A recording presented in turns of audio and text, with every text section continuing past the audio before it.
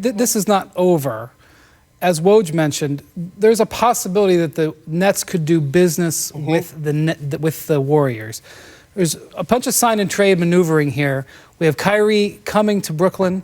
We have potentially Terry Rozier going to Charlotte. We have Kemba Walker going to Boston.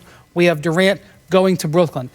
This is very complicated, but there's a possibility that they could work it all in a 4-team sign and trade and move all those teams around where the Warriors could end up with something that they can use here. So it behooves the Warriors to act like grown-ups, which I'm expecting them to. Sure. And to continue to try to work with KD here. Business is not closed. After, and I know the CBA was different, so there were different rules on sign and trades at that time, but even Dan Gilbert, after he wrote the Comic Sans letter, worked out a sign and trade with Miami to at least get some benefit. 2 firsts. To get 2 seconds. They got 4 picks. To get LeBron down to the Heat. So you mentioned what the Nets have, and you heard me ask Woj about a possible sign and trade, and DeAngelo Russell is sitting there. That would be an incredible recovery. With Kyrie Irving now going to the Nets, where does this leave DeAngelo Russell, and could you see him going to the Warriors, or could you see him going to one of these other teams? Well, we know he's not going to be back in Brooklyn. He's going to be gone from Brooklyn. The reports are that he's going to meet with Minnesota.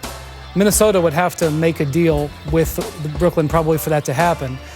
But this would be a remarkable recovery if the Warriors could pull this off. They actually could execute this sign and trade. It would be complicated. I don't want to make it sound like this is a simple phone call and let's do it. The Warriors would have to sell themselves to DeAngelo Russell. They would have to agree on a contract, and they would have to do that sign and trade.